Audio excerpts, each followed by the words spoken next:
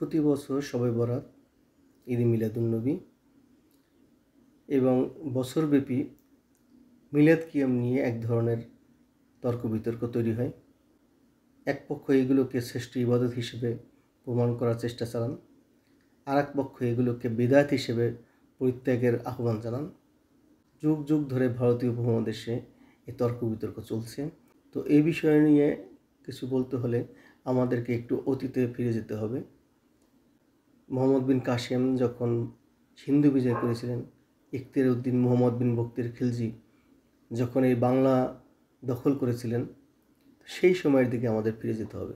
সেই সময়ে ভারতীয় উপমহাদেশের সামাজিক, অর্থনৈতিক, সাংস্কৃতিক অবস্থা কেমন ছিল সেগুলো আমাদের একটু বিশ্লেষণ করা দরকার।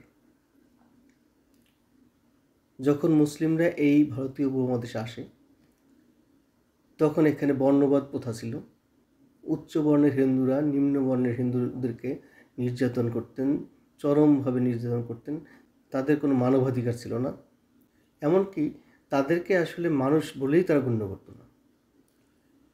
তো উচ্চ বর্ণের হিন্দুদের কাছ থেকে মুক্তি পাওয়ার জন্য এই সকল লোকজনের ভিতরে নিম্ন বর্ণের হিন্দুদের ভিতরে এক ধরনের পেরেশানি সবসময় ছিল। তো যখন মুসলমানরা এই ভারতীয় উপমহাদেশে আসে, ভারতীয় উপমহাদেশে যখন তারা বিজয় লাভ করে, তখন দলে দলে এই নিম্নবর্ণের হিন্দুরা ইসলামের ছায়াতলে এসে আশ্রয় লাভ করে। তো এই নিম্নবর্ণের হিন্দুরা যখন ইসলাম গ্রহণ করে, তখন সেই তাদের সনাতন ধর্ম থেকেও কিছু রীতিনীতি তাদের সাথে করে নিয়ে আসে। তার ভিতরে উল্লেখযোগ্য একটা হলো রথযাত্রা, আরেকটা হলো দীপাবলি উৎসব, আরেকটা হলো কীর্তন, এর সাথে তাদের বর্ণবাদ। এই চারটা জিনিস তারা তাদের সাথে করে ইসলামের ভিতরে নিয়ে আসে। আমাদের পূর্বপুরুষরা যখন সনাতন ধর্ম ত্যাগ করে ধর্মান্তরিত হয়ে মুসলমান হন, তখন তারা তাদের সেই বর্ণবাদটাকেও এখানে নিয়ে আসেন।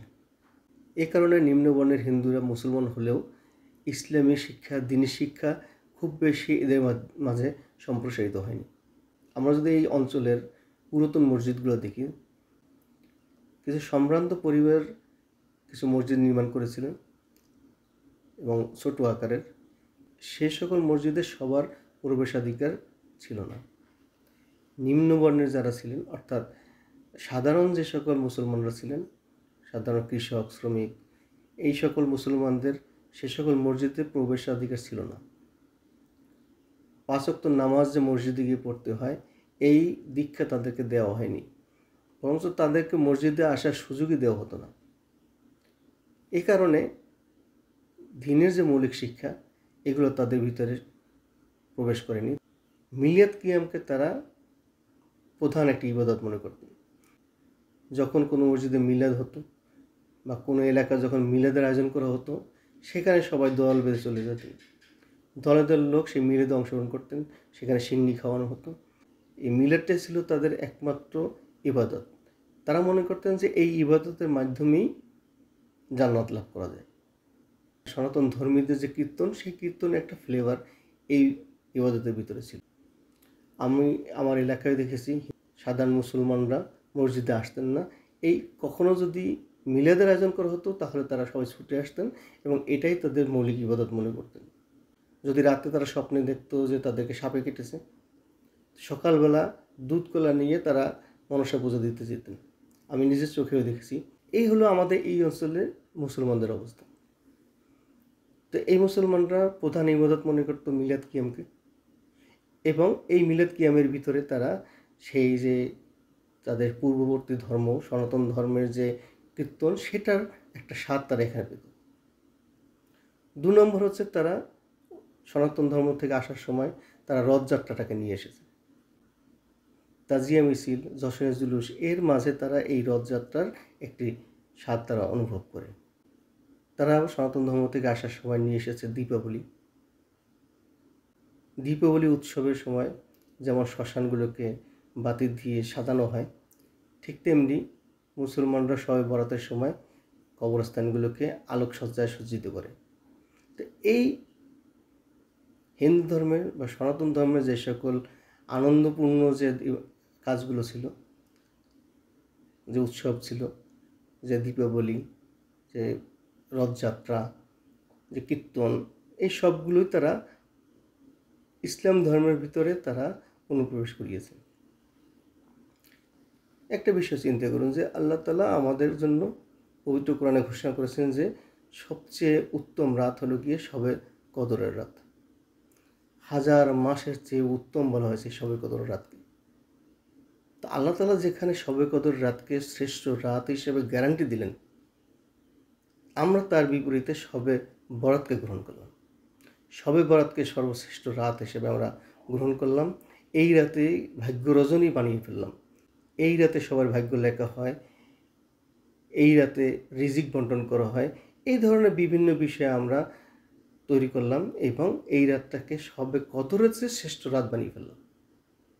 তো আল্লাহ তাআলা যেখানে আমাদেরকে শবে কদরকে শ্রেষ্ঠ রাত বললেন, আমরা আল্লাহ তাআলার কথার, আল্লাহ তাআলার গ্যারান্টির বিপরীতে আরেকটা রাতকে যখন শ্রেষ্ঠ বলি, তার মানে হচ্ছে আমরা আল্লাহ তাআলার যে কথা, তার কথাকে অস্বীকার করে আমরা অন্য কারো কথাকে আমরা গ্রহণ করছি। তো সেটা কার কথা? আমরা তাগুতের কথাকে শ্রেষ্ঠ কথা হিসেবে গ্রহণ করলাম। রাসূলুল্লাহ সাল্লাল্লাহু আলাইহি ওয়াসাল্লাম মুসলমানদের জন্য দুটো দিনকে উৎসবের দিন হিসেবে ঘোষণা করেছেন। একটি হলো ঈদুল ফিতর, আরেকটি হলো ঈদুল আজহা। এই দুইটি দিনকে উৎসবের দিন বা ঈদের দিন হিসেবে ঘোষণা করেছেন। তো রাসূলুল্লাহ সাল্লাল্লাহু আলাইহি ওয়াসাল্লাম যে দিন দুটোকে আমাদের জন্য খুশির দিন ঘোষণা করেছেন, আমরা তার চেয়ে একটি বড় খুশির দিন, শ্রেষ্ঠ দিন আমরা তৈরি করলাম। সে দিনটি হলো গিয়ে ঈদে মিলাদুন্নবী। সব ঈদের সেরা ঈদ, ঈদে মিলাদুন্নবী। তো যে দিনটাকে, যে উৎসবটা রাসূলুল্লাহ সাল্লাল্লাহু আলাইহি ওয়াসাল্লাম উদযাপন করেননি, সাহাবীরা করেননি, তাবেঈরা করেননি, তাবেঈনরা করেননি, সেই দিনটাকে আমরা সকল ঈদের সেরা ঈদ হিসেবে আমরা গ্রহণ করলাম। কেন করলাম? তার মানে কি রাসূলুল্লাহ সাল্লাল্লাহু আলাইহি ওয়াসাল্লাম আমাদেরকে যে শিক্ষা দিয়েছেন, তার চেয়ে আমাদের বড় কোনো শিক্ষক আছে? সে কে? রাসূলুল্লাহ সাল্লাল্লাহু আলাইহি ওয়াসাল্লামের বিপরীতে যে দাঁড়াচ্ছে, সে নিশ্চয়ই তাগুত। আমরা তাগুতি শক্তিকে আমরা শ্রেষ্ঠ হিসেবে গ্রহণ করলাম। আমরা রাসূলুল্লাহ সাল্লাল্লাহু আলাইহি ওয়াসাল্লামের কথাকে প্রত্যাখ্যান করে আমরা তাগুতের কথাকে আমরা গ্রহণ করে নিলাম। একটা সহজ বিষয় আমাদের মাথায় কেন ঢোকে না? যে যা আমাদেরকে আল্লাহ তাআলা আমাদেরকে দেননি, যে কাজগুলো করতে বলেননি, সেই কাজগুলো কেন আমাদের উপর চাপিয়ে নিচ্ছি? আল্লাহ তাআলা আমাদের জন্য কিছু কাজকে ফরজ করেছেন, আমাদের জন্য কিছু কাজ করা ওয়াজিব, কিছু কাজ না করাই হচ্ছে কি আমাদের জন্য ফরজ, তথা কিছু কাজ আমাদের জন্য হারাম করা হয়েছে। তো সেগুলোর বাইরে আমরা কেন আরও কিছু ইবাদতকে আমাদের জন্য বাধ্যতামূলক করে নিচ্ছি? ফরজ, ওয়াজিব এর বাইরে নফল ইবাদতের মাধ্যমে আল্লাহর নৈকট্য লাভের আমরা প্রচেষ্টা চালাবো, কিন্তু সেগুলোকে আমরা কেন বাধ্যতামূলক করে নিচ্ছি? রাসূলুল্লাহ সাল্লাল্লাহু আলাইহি ওয়াসাল্লাম তারাবির নামাজ নির্ধারণ করে দিয়ে যাননি, কয় রাকাত পড়তে হবে সেটা তিনি বলে যাননি। আমরা 20 রাকাতকে নির্ধারণ করে নিলাম, কেউ আমরা 8 রাকাতকে নির্ধারণ করে নিলাম। তো একজন অসুস্থ লোক, তাকেও এখন 20 রাকাত পালন করতে হচ্ছে। যার সামর্থ্য নেই তাকে 20 রাকাত পালন করতে হচ্ছে। যে 8 রাকাতের অনুসারী তাকে 8 রাকাত পালন করতে হচ্ছে। অথচ রাসূলুল্লাহ সাল্লাল্লাহু আলাইহি ওয়াসাল্লাম আমাদের উপরে এই বোঝা চাপিয়ে দিয়ে যাননি।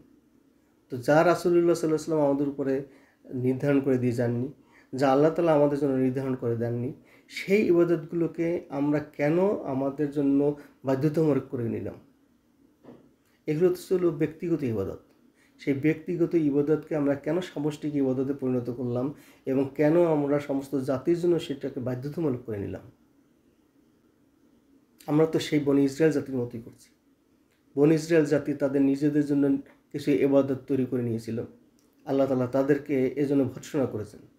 তোমরা নিজেদের জন্য যে ইবাদতগুলো চাপিয়ে নিয়েছো, সেগুলো তো তোমরা সঠিকভাবে পরিপালন করো না। যে সকল ইবাদত আমরা আমাদের ঘাড়ে চাপিয়ে নিয়েছি, আমরা 20 রাকাত তারাবিকে চাপিয়ে নিয়েছি, আমরা মিলাদ কিয়ামকে চাপিয়ে নিয়েছি, আমরা ঈদে মিলাদুন্নবীকে চাপিয়ে নিয়েছি, আমরা লাইলাতুল বারাতকে চাপিয়ে নিয়েছি। রাসূলুল্লাহ সাল্লাল্লাহু আলাইহি ওয়াসাল্লাম লাইলাতুল বারাতের জন্য কোনো ইবাদত নির্ধারণ করে যাননি, সাহাবীরা কোনো ইবাদত, নির্ধারিত ইবাদত পালন করেননি, তাবেঈরা করেননি, তাবেঈনরা করেননি, কিন্তু আমাদের জন্য কিছু ইবাদতকে আমরা বাধ্যতামূলক করে নিলাম।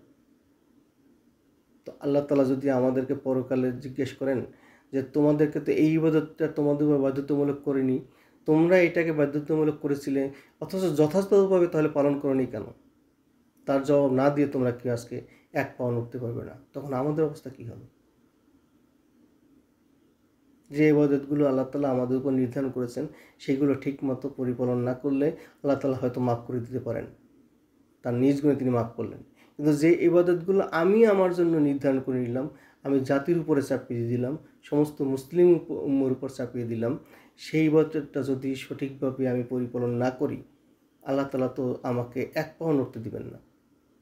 আল্লাহ তাআলা যদি আমাকে বলেন যে এই ইবাদতের হিসাব তুমি যথাযথভাবে না দিয়ে তুমি এক চুলও নড়তে পারবে না, তাহলে তো আমার অবস্থান জাহান্নাম ছাড়া আর কোথায় হবে? সেদিন আমার চেয়ে ক্ষতিগ্রস্ত আর কে হবে? তাই আসুন দিনকে আমরা সেভাবে পরিপালন করি যেভাবে রাসূলুল্লাহ সাল্লাল্লাহু আলাইহি ওয়াসাল্লাম দিন আমাদেরকে শিখিয়েছেন, যেভাবে আল্লাহ তাআলা আমাদেরকে নির্দেশ দিয়েছেন। আল্লাহ তাআলা নির্দেশিত এবং রাসূলুল্লাহ সাল্লাল্লাহু আলাইহি ওয়াসাল্লাম প্রদর্শিত পথেই আমাদেরকে আমাদের জীবনকে পরিচালনা করা উচিত এবং এভাবেই আমরা মুক্তি লাভ করতে পারি। তাই আসুন আবেগতাড়িত না হয়ে আমরা অহেতুক দলাদলি না করে নিজের মতকে শ্রেষ্ঠ মত হিসেবে প্রমাণ করার জন্য জেদাজেদি না করে আল্লাহর কাছে আমরা আত্মসমর্পণ করি এবং আল্লাহ তাআলা যে বিধান আমাদেরকে দিয়েছেন সেই বিধানকে রাসূলুল্লাহ সাল্লাল্লাহু আলাইহি ওয়াসাল্লামের প্রদর্শিত পথে সেগুলোকে পালন করার চেষ্টা করি। আল্লাহ আমাদের সবাইকে তৌফিক দান করুন। আমিন। আসসালামু আলাইকুম ওয়া রাহমাতুল্লাহ।